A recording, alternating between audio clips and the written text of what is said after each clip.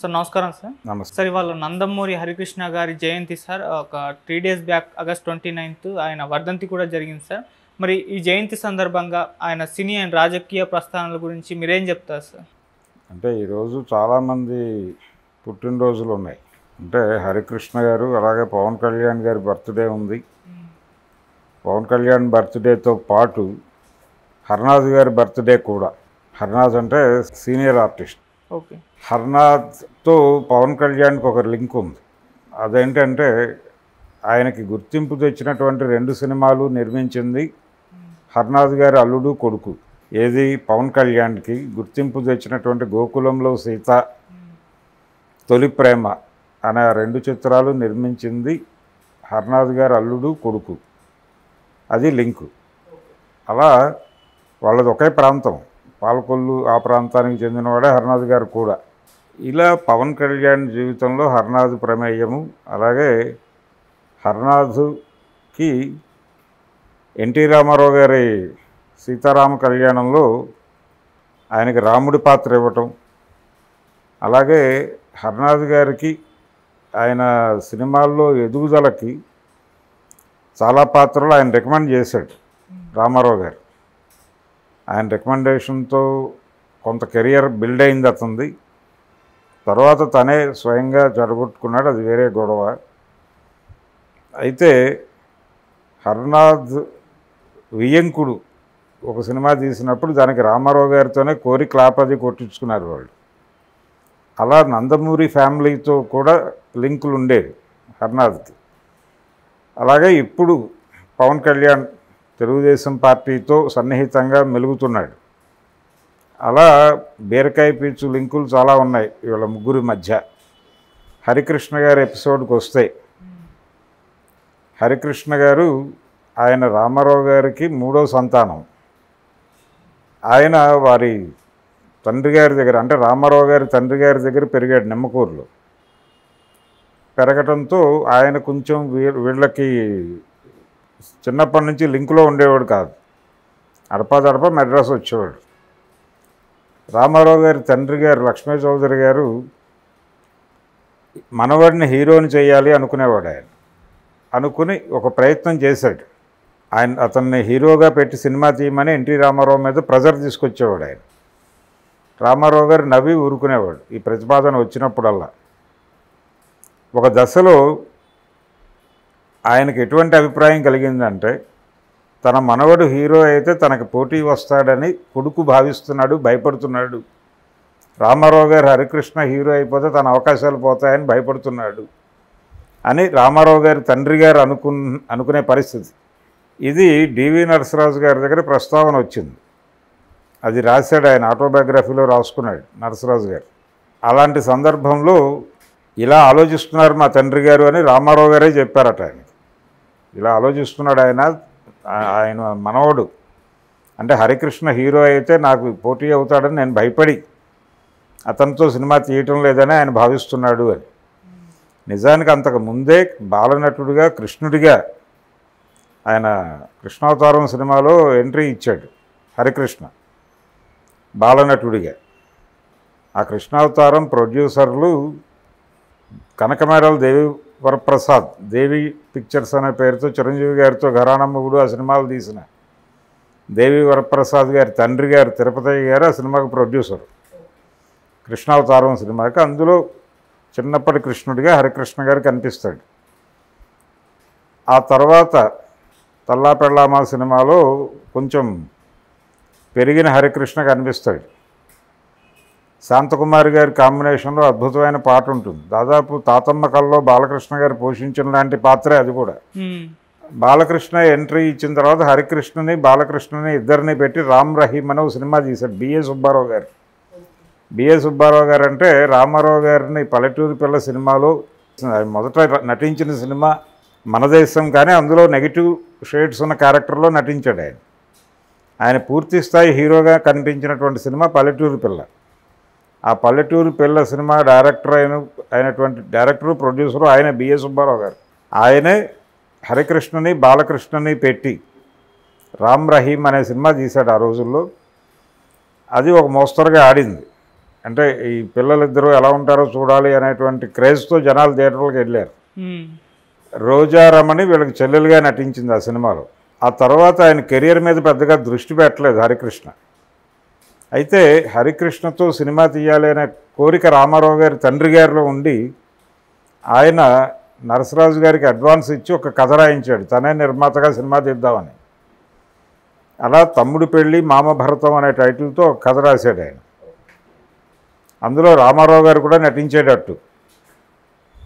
అలా ఒక స్క్రిప్ట్ రాసిన తర్వాత ఆ స్క్రిప్ట్ తీసుకున్నది రామారావు గారు, రాయమని అడ్వాన్స్ ఇచ్చింది రామారావు గారి తండ్రి గారు.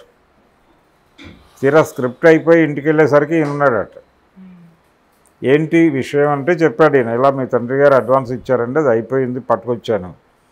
అలా తీసుకుని ఆయన దానికి సంబంధించి బ్యాలెన్స్ అమౌంట్లు పే చేసేసి పంపించేశాడు. ఆ స్క్రిప్ట్ ఆయన టేబుల్లోనే ఉండేది ఆయన మరణించే వరకు. రామారావు గారు కన్ను మూసిన తర్వాత ఎన్ఐటి ఆఫీసు దాని తాలూకా ఆయన టేబుల్ అది వేకేట్ చేశారు. అప్పుడు వేకేట్ చేసినప్పుడు బాలకృష్ణ గారు మెడ్రాస్లో ఎన్ఐటి ఆఫీస్లో ఆయన టేబుల్లో ఉండేది అది ఆ స్క్రిప్ట్. అది వేకేట్ చేసినప్పుడు అది పగలగొట్టారు. పగలగొడితే దానిలో ఈ స్క్రిప్ట్ దొరికింది. అది దాని మీద డివి నరసరాజు అని రాసి ఉండటంతో బాలకృష్ణ గారు పట్టుకొచ్చి నరసరాజు గారి ఇంటికి వెళ్ళి మీ స్క్రిప్ట్ నాన్నగారి టేబుల్లో దొరికిందండి అని ఇవ్వబోతే, లేదు బాబు దీని తాలూకా డబ్బులు నాకు ఇచ్చేశారు, అది మీదే, మీ కుటుంబ ఆస్తి, మీరు తీసుకుంటే తీసుకోండి సినిమా, లేదంటే మానేయండి అని చెప్పాడు ఆయన. అలా ఒక ప్రయత్నం జరిగింది. అయితే రామారావు గారి దానవేరు సూరకర్ణలో అర్జునుడిగా కనిపిస్తాడు హరికృష్ణ. ఆ అర్జునుడి పాత్ర యాక్చువల్గా మాధవ రంగారావుతో చేయిద్దాం అనుకున్నాడు ఆయన మొదట. తర్వాత ఎందుకో మనసు మార్చుకుని హరికృష్ణతో చేయించాడు. ఆ తర్వాత రామారావు గారి సినిమాలకు ప్రొడక్షన్ కంట్రోలర్గా వ్యవహరించేవాడు హరికృష్ణ. ఆయన క్యారెక్టర్లు చేయడంతో పాటు డైరెక్షన్ కూడా ఆయనే చూసుకునేవాడు కాబట్టి ఆయన బాధ్యతల్లో కొన్ని పంచుకుని ఈ చిన్న ప్రొడక్షన్ వ్యవహారాలన్నీ తను చూసుకునేవాడు. అలా ప్రొడక్షన్ కంట్రోలర్ అనే పేరుతో ఆయన పేరు పడేది టైటిల్స్లో, హరికృష్ణ పేరు. అలా సినిమా పరిశ్రమతో సంబంధాల్లో ఉండేవాడు, కానీ ఆయనేమి సీరియస్ మనిషి కాదు. తన తండ్రి గారు తీసేటువంటి సినిమాల తాలూకా వ్యవహారాలు చూసుకునేవాడు. ఈ ప్రాసెస్లో రామారావు గారు పాలిటిక్స్లోకి ఎంటర్ అవ్వటం, ఆయన పాలిటిక్స్లోకి ఎంటర్ అవ్వడానికి ముందు హరికృష్ణ పూర్తి బాధ్యత తీసుకుని తీసిన సినిమా డ్రైవర్ రాముడు, రాఘవేంద్రరావు డైరెక్షన్లో. రాఘవేంద్రరావు గారు మొదటిసారి వాళ్ళ బ్యానర్లో డైరెక్ట్ చేయటం, అది మంచి హిట్ అయింది సినిమా డ్రైవర్ రాముడు. ఆ తర్వాత నెమ్మదిగా ఒక 2-3 ఏళ్లలోనే ఈయన వితిన్ 2 ఇయర్సే పొలిటికల్ ఎంట్రీ ఇచ్చాడు. ఇచ్చినప్పుడు ఒక సమస్య మొదలైంది ఆయనకి, జనంలోకి ఎలా వెళ్ళాలి అని. ఒక టూర్ డిజైన్ చేశారు. అంటే రైల్వే స్టేషన్కి దగ్గరలో ఉండేటువంటి ఊళ్ళన్నీ సార్ట్అవుట్ చేసి, ఇలా ట్రైన్లో ఒక టూరు, బస్సులో ఒక టూరు, ఇలా చేద్దామని ఏదో అనుకున్నారు వాళ్ళు. ఆ టైంలో రామారావు గారికి ఒక జ్ఞాపకం ఏంటంటే, ఆయన ఏవిఎం స్టూడియో అమ్మేసినప్పుడు అక్కడ ఎక్విప్మెంట్ అంతా కొన్నాడు తన స్టూడియో కోసం, రామకృష్ణ స్టూడియోస్ కోసం. కొన్నప్పుడు అక్కడ ఫ్లోర్ల మధ్య తిరగటం కోసం ఒక వ్యాన్ ఉండేది, అది కూడా కొనేశారు. అంటే మొత్తం అక్కడ స్క్రాప్ అంతా కొనేశారు వీళ్ళు, దాంతోపాటు అది కూడా ఇచ్చేశారు వాళ్ళు. అది కూడా తెచ్చి ఇక్కడ పడేశారు. అది ఉంది కదా, దాన్ని ఎందుకు మనం వాడకూడదు అని ఆయనకు ఒక ఐడియా వచ్చింది. వచ్చి దాన్ని రిపేర్ చేసి, దానికి ఆల్రెడీ ఒక డ్రైవర్ ఉన్నాడు, రామారావు గారికి మొదటి నుంచి డ్రైవర్గా వ్యవహరిస్తున్న ఒక వ్యక్తి ఉన్నాడు. అతని ఆధ్వర్యంలోనే దాన్ని మొత్తం రిపేర్ చేసి పెద్ద టూర్ స్టేట్ మొత్తం తిరగడానికి పనికొచ్చే వెహికల్గా మార్చి దాన్ని చైతన్య రథం అని పేరు పెట్టి, ఆ చైతన్య రథం డ్రైవ్ చేసే బాధ్యత హరికృష్ణకి అప్పచెప్పాడు ఆయన. హరికృష్ణ నేతృత్వంలో ఆ చైతన్య రథయాత్ర జరిగింది. ఆ 9 నెలలు ఆయన టోటల్ స్టేట్ అంతా తిరిగాడు కదా, ప్రచారం, పార్టీ పరిచయ కార్యక్రమము, తర్వాత ఎన్నికల ప్రచారం, రెండూ దాని మీద నుంచే చేశాడు ఆయన, ఆ చైతన్య రథం మీద నుంచే. అప్పటి నుంచి ప్రతి ఒక్కళ్ళు అదొక మోడల్ కింద పెట్టుకున్నారు. మొన్నటి పవన్ కళ్యాణ్ వారాహి దాకా దీనికి నాంది పలికిన వాడు రామారావు గారు. మొట్టమొదట ఆ తరహా వెహికల్ డ్రైవ్ చేసినవాడు హరికృష్ణ గారు. ఓకే. చైతన్య రథసారథి అంటారు ఆయన్ని. అట్లా రామారావు గారి పొలిటికల్ కెరియర్లో కూడా చాలా కీలక పాత్ర ఉంది ఆయన. అంటే ప్రతి ఊరికి తండ్రిని తీసుకెళ్ళి పరిచయం చేశాడు ఆయన. ఇలా మొదలైనటువంటి ప్రయాణం హరికృష్ణది పొలిటికల్గా సినిమాల నుంచి మొదలై రాజకీయాల్లోకి ఆయన ప్రవేశించిన తర్వాత తన రాజకీయ వారసుడుగా హరికృష్ణ అనే అభిప్రాయం ఎక్కడో ఉండేది ఆయనకి, రామారావు గారికి. అయితే ఈలోపు అనేక సంఘటనలు తోసుకొచ్చి ఆయన లక్ష్మీ పార్వతిని వివాహం చేసుకోవటం, ఈ ప్రాసెస్లో అంటే 94 గెలుపు తర్వాత హరికృష్ణ గారు రామారావు గారి మీద బహిరంగంగా విమర్శలు ఎక్కుపెట్టడం అనే కార్యక్రమం ఒకటి నడిచింది. ఈ బహిరంగంగా విమర్శలు ఎక్కుపెట్టడం అనే దాన్ని చంద్రబాబు గారే మొదలుపెట్టించాడు. అంటే ఆయనకి ఈయన ద్వారా అంటే లక్ష్మీ పార్వతి ప్రవేశం ద్వారా జరిగినటువంటి ఈ కుటుంబానికి వాటిల్లబోయే ఇబ్బందికర పరిస్థితుల గురించి హరికృష్ణకి ఫీడ్ చేసి హరికృష్ణతో నెగిటివ్ స్టేట్మెంట్స్ ఇవ్వటం అనేది మొదలుపెట్టించిన వాడు చంద్రబాబు అనే విషయం అందరికీ తెలుసు. అలా లక్ష్మీ పార్వతి అనే బూచిని చూపించి కుటుంబాన్ని తన వశీకరణం చేసుకుని, అందులో భాగంగా హరికృష్ణ గారు హైలీ ఎమోషనల్ క్యారెక్టర్. అది ఆయనకి కొంచెం ఎమోషన్ తగిలిస్తే ఆయన మిగిలింది చూసుకుని బహిరంగంగా మాట్లాడటానికి పెద్ద భయపడే మనిషి కాదు అతను. తనకు ఏదనిపిస్తే అది, రామారావు గారు ఎలాగైతే ఏదనిపిస్తే అది మాట్లాడేవాడు. అంటే కేంద్ర ప్రభుత్వం మిథ్య అని అనేయగలిగాడు ఆయన మైకుల ముందు నిలబడి. రాష్ట్ర ప్రభుత్వ ఉద్యోగులకు వేతనాలు పెంచమంటే ఇప్పటికే పందికొక్కులు తింటున్నారు ఖజానాని అనేసాడు, ఏమాత్రం మొహమాట పడకుండా. ఎటువంటి ప్రమాదం వాటి ఉద్యోగులను కామెంట్ చేయటం కొంచెం పెద్ద వ్యవహారం కదా, వాళ్ళు గొడవ చేశారు. ఇలాంటివి అనిపించినప్పుడు మాట్లాడటానికి వెనుకాడుగు వేసేవాడు కాదు ఆయన, అనేసేవాడు మాట. అన్న తర్వాత ఏంటనేది వేరే గొడవ. ఆ ధోరణి ఇతనికి కూడా ఉంది, కొంత హరికృష్ణకు కూడా ఉంది. అలా ఆయన దూకుడుగా రామారావు గారికి వ్యతిరేకంగా మాట్లాడటం, ఇది ప్లాట్ఫామ్. ఏది చంద్రబాబు గారి వెన్నుపోటుకి పూర్వరంగం. ఈ పూర్వరంగం మీద నుంచి వెన్నుపోటు కార్యక్రమాన్ని విజయవంతంగా నిర్వహించాడు ఆయన చంద్రబాబు. నిర్వహించిన తర్వాత రామారావు గారి ఆయన పదవి పోయిన తర్వాత వీళ్ళు ప్రమాణ స్వీకారం చేశారు. సెప్టెంబర్ 1వ తారీఖు, సెప్టెంబర్ 1, 1995 సంవత్సరం ప్రమాణ స్వీకారాలు చేసి రామారావు గారి ఆశీర్వాదం కోసం వెళ్ళారు రోడ్ నెంబర్ 13కి. అక్కడ ఉండేవాడు అప్పుడు ఆయన. అబిట్స్ ఇల్లు ఖాళీ చేసి ఇక్కడికి వచ్చాడు. ఇక్కడ ఉండగా వీళ్ళు వెళ్ళారు. అక్కడ పెద్ద గ్రౌండ్ ఉండేది, బషీరుద్దీన్ బాబు ఖాన్ గారి స్థలం. అక్కడ ఉన్నారు కార్యకర్తలు అందరూ, పెద్ద హడావిడి నడుస్తోంది ఆల్రెడీ అక్కడ. వీళ్ళని రానివ్వలేదు, ఎంటర్ కానివ్వలే, అక్కడికి ఆ ఇంట్లోకి ఎంటర్ కానివ్వలే. ఏంటి గొడవ అని అడిగాడు ఆయన లోపల నుంచి. ఏంటి బయట గొడవ అని అడిగితే ఆ పక్కన ఉన్న వాళ్ళు ఎవరో చెప్పారంటే వీళ్ళు ఆశీర్వాదం కోసం వచ్చారు, మన వాళ్ళు లోపలికి రానివ్వట్లేదు అని. ప్రమాణ స్వీకారం అయిపోయిందా అని అడిగాడు ఆయన. అయిపోయింది. హరికృష్ణకి ఏమన్నా మినిస్ట్రీ ఇచ్చారా అని అడిగాడు ఆయన. ఒకటే ప్రశ్న. ఇచ్చారండి, రవాణా శాఖ ఇచ్చారు. పోన్లే అన్నట్టు ఆయన. అంతే, పోన్లే, అంత కష్టపడ్డాడు, నన్ను తిట్టాడు, దానికి ఏదో ప్రతిఫలం దక్కింది అతనికి అని ఒక చిన్న సంతృప్తి వ్యక్తం చేశాడు రామారావు గారు. అట్లా చంద్రబాబు గారి క్యాబినెట్లో హరికృష్ణ గారికి రవాణా శాఖ ఇచ్చారు. ఆ రవాణా శాఖ మంత్రిగా ఆయన చాలా రిఫార్మ్స్ తీసుకొచ్చాడు. బస్ స్టాండుల్లో అవన్నీ ఇప్పటికీ చెప్పుకుంటారు. ఓకే. ఇలా నడుస్తూ ఉండగా 6 నెలల లోపు ఆయన అప్పటికి ఎమ్మెల్యే కాదు, ఏమీ కాదు, కానీ మంత్రి పదవి ఇచ్చేశారు. అంటే ఎన్టీఆర్ని ఎదుర్కొనే మనిషి ఇతనొక్కడే కాబట్టి ఇతన్ని జాగ్రత్తగా చూసుకోవాలి అనే కాన్స్పిరసీ, కుట్రపూరిత హృదయంతో మాత్రమే ఇతనికి మంత్రి పదవి ఇచ్చాడు చంద్రబాబు. అలా మంత్రి అయిన తర్వాత ఈలోపు రామారావు గారు కన్ను మూశారు. రామారావు గారు కన్ను మూసాక హరికృష్ణతో పనిలేదు మనకే అనుకున్నాడు చంద్రబాబు. నిజానికి ఆ అంత్యక్రియల ఇది జరిగేటప్పుడు కూడా లక్ష్మీ పార్వతిని ఆ వెహికల్ నుంచి దింపేయటం, ఈ వ్యవహారాలన్నింటిలోనూ హరికృష్ణ గారు కీలకంగా వ్యవహరించాడు. ఇదంతా అయిపోయింది, పని అయిపోయింది, పార్టీ తన కంట్రోల్లోకి వచ్చేసింది, ప్రభుత్వం తన కంట్రోల్లోకి వచ్చేసింది. ఇంకా హరికృష్ణతో మనకు పని లేదు అనుకున్నటువంటి చంద్రబాబు గారు ఆయనకి 6 నెలల లోపు ఎమ్మెల్యేగా గెలిపించుకోవాలి, లేదంటే కనుక ఎమ్మెల్సీని చేసి ఆ పదవి కొనసాగించాలి.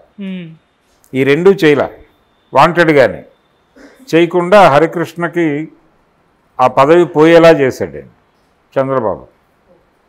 ఆ తర్వాత వాళ్ళిద్దరి మధ్య గ్యాప్ పెరిగింది. ఆయనకు అర్థమైంది సీన్, హరికృష్ణకి జరిగిన మోసం అర్థమై ఆయన నెమ్మదిగా చంద్రబాబుకు వ్యతిరేకంగా మాట్లాడటం మొదలుపెట్టాడు.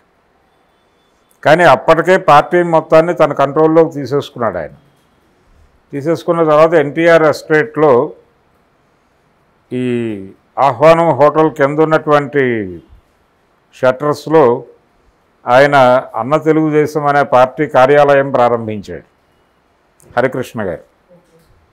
ఆహ్వానం హోటల్ ఆయన కంట్రోల్లోనే ఉండేది. అక్కడ ఆయన ఆఫీస్ ఓపెన్ చేశాడు.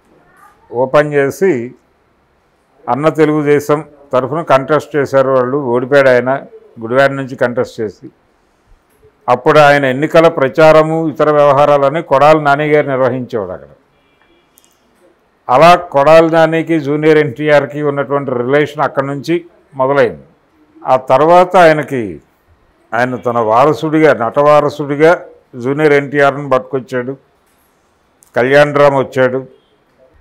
అలా ఈయన ఈ అన్న తెలుగుదేశము ఇవన్నీ నడుస్తున్నటువంటి టైంలోనే ఈయనకి పరిటాల రవితో మంచి స్నేహం ఉండేది. హరికృష్ణ గారిది చాలా స్నేహ హృదయం. ఆయన ఎవరితోనైనా ఫ్రెండ్షిప్ చేసేవాడు. ఎవరైనా ఏదైనా ఇబ్బందుల్లో ఉన్నారు అనుకుని ఆయన దృష్టికి వస్తే తను చేయగలిగిన హెల్ప్ చేసేవాడు. అలా హెల్ప్ తీసుకున్న వాళ్ళు చాలామంది ఇప్పటికీ చెప్పుకుంటారు ఆయన పేరు. వాళ్ళల్లో వైవిఎస్ చౌదరి గారు కూడా ఉన్నారు. చౌదరి గారికి ఒకసారి ఫ్యామిలీ పరమైనటువంటి ప్రాబ్లం, అంటే వాళ్ళ ఫాదర్కి డబ్బులు ఇవ్వాల్సిన వాళ్ళు ఎగ్గొట్టి ఎక్కడున్నారో తెలియకుండా పారిపోయి అది బర్డెన్గా మారిపోయి వాళ్ళకి, అంటే వాళ్ళ ప్రాపర్టీస్ ప్లెడ్జ్ చేసి ఇచ్చినటువంటి డబ్బులు తీసుకుని పారిపోయి మోసం చేసిన ఒక వ్యక్తి. అతను ట్రేస్ కాక ఏం చేయాలో అర్థం కాని క్రైసిస్లోకి వెళ్ళిపోయిన సందర్భంలో ఆయన ఏదో షూటింగ్కి వచ్చాడు ఇక్కడ రామకృష్ణ స్టూడియోస్ వాళ్ళ ప్రొడక్షన్, బాలకృష్ణతో తీసినటువంటి సినిమా తాలూకా షూటింగ్కి ఇక్కడికి వచ్చినప్పుడు, పట్టాభిషేకం సినిమానే బాలకృష్ణతో తీశారు వాళ్ళు, రాఘవేంద్రరావు గారి డైరెక్షన్లో. ఆ సినిమా షూటింగ్కి వచ్చినప్పుడు ఈయన కొంచెం ఇబ్బందుల్లో ఉన్నాడు. అంటే అక్కడికి వచ్చి అప్పట్లో ఎస్టీడీ ఫోన్లు మాట్లాడుకోవాలి కదా, అలా మాట్లాడుకుంటుండగా 2-3 సార్లు చూసి ఏదో ప్రాబ్లంలో ఉన్నట్టున్నావా నువ్వు అన్నట్టు ఆయన క్యాజువల్గా. ఆయనకు సంబంధం లేదు, అడగాల్సిన అవసరం లేదు. ఇతను డైరెక్షన్ డిపార్ట్మెంట్లో ఒక కుర్రాడు అంతవరకే.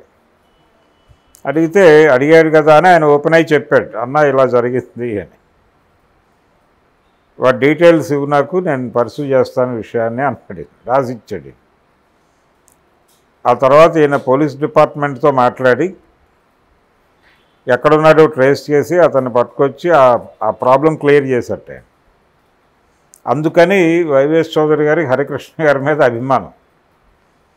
ఆ అభిమానంతోనే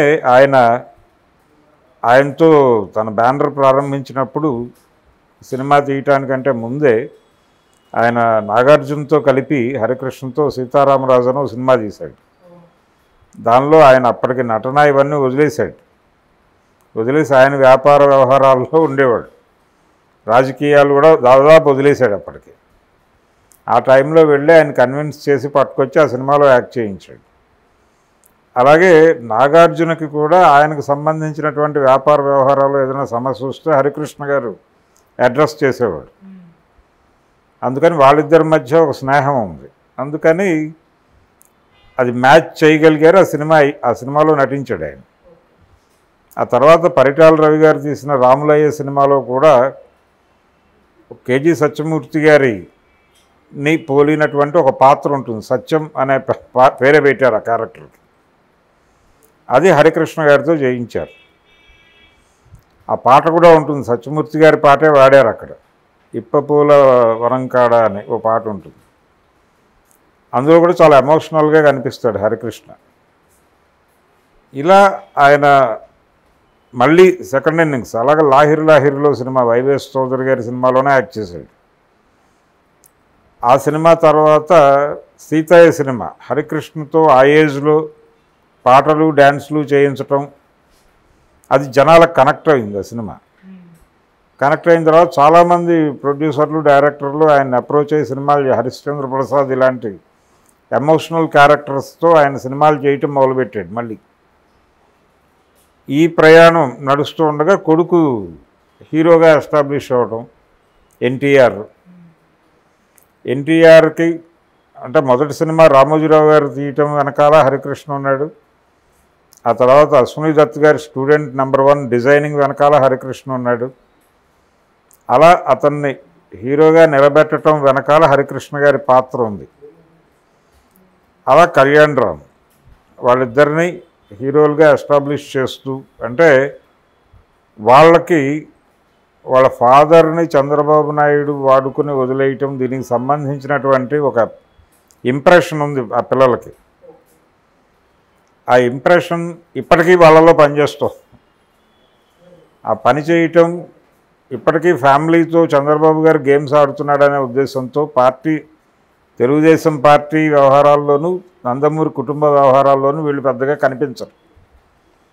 ఆ గ్యాప్ మెయింటైన్ చేస్తారు. హరికృష్ణ గారు చనిపోయినప్పుడు బాలకృష్ణ గారు కొంచెం ఎమోషనలైజ్ అయ్యి ఆయన ఇక నుంచి నేనే మీకు తండ్రిని అన్న టైప్లో వాళ్ళతో మాట్లాడాడు. కానీ ఆ రిలేషన్ ఎక్కువ కాలం నడవలేదు. అయితే ఎవరి పద్ధతిలో వాళ్ళు ఎదిగారు, ఎవరి ప్రయాణం వాళ్ళు చేస్తున్నారు. అలా హరికృష్ణ గారు ఒక ఎమోషనల్ క్యారెక్టర్, ఎవరికైనా సహాయం చేసే మనిషి. అలాగే తనకు అనిపించింది లేదు తనకు తెలియని విషయం ఎవరైనా చెప్తుంటే ఓపికగా వినేవాడు ఆయన. విని అర్థం చేసుకుని ఆ పద్ధతిలో తను ఏ మేరకు ట్రావెల్ అవ్వగలడో ఆ మేరకు చేసేవాడు ఆయన. Down to earth.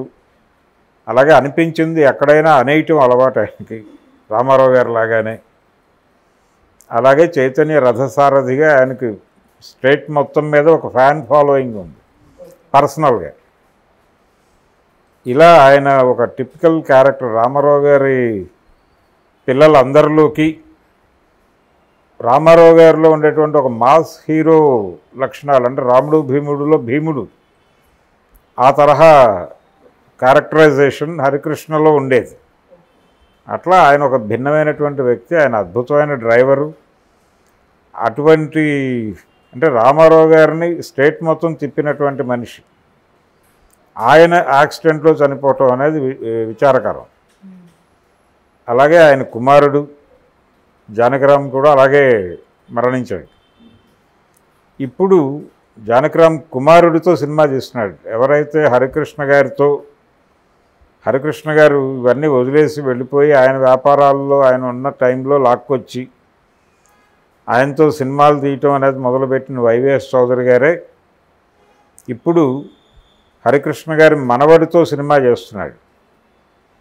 ఆ సినిమా సక్సెస్ ఇస్తే, అంటే సీతయ్య ఈ సినిమాలు ఎలాగైతే లాహిరిలో అవి సక్సెస్ ఇచ్చి ఆయన కెరియర్కి ఉపయోగపడ్డాయి, ఈయనకి మళ్ళీ సినిమాలు వచ్చినాయి విచిత్రంగా. అలా ఇప్పుడు ఆయన మనవడితో, అతని పేరు ఎన్టీఆర్. సో ఈ ఎన్టీఆర్ ఎంటర్ అవుతున్నాడు కాబట్టి ఆయన జూ ఎన్టీఆర్ తీసేయమన్నాడు. ఇంకొక జూ ఎన్టీఆర్ ఎంటర్ అవుతున్నాడు కాబట్టి, ఇంకో జూనియర్ వస్తున్నాడు కాబట్టి ఇంకా తను జూనియర్గా కొనసాగటం భావ్యం కాదని నన్ను జూనియర్ అని పిలవకండి అన్నాడు ఎన్టీఆర్. జానకిరామ్ కొడుకు వస్తున్నాడు కాబట్టి ఆ ఉద్దేశంతో అన్నాడు ఆయన. అలా ఇప్పుడు ఇంకొక జూనియర్ ఎన్టీఆర్ని తెర మీదకు పట్టుకొస్తున్నాడు ఈయన చౌదరి గారు. ఆ రోజు హరికృష్ణకి ఎలాంటి సక్సెస్ వచ్చిందో ఇతను కూడా అలాంటి సక్సెస్ వస్తుందని ఆశిద్దాం. అలా చాలా విషయాలు లింక్ అయి ఉన్నాయి. సెప్టెంబర్ 1 అనేటువంటి దీంతో హరికృష్ణ జయంతి, చంద్రబాబు గారి వెన్నుపోటుకి 30 ఏట వెన్నుపోటు ప్రవేశించడం, ఇవన్నీ ఇంటర్లింక్డ్ వ్యవహారాలు. అలా మనం హరికృష్ణని మరొకసారి ఈరోజు గుర్తు చేసుకున్నాం. Okay sir, thank you so much. Thank you.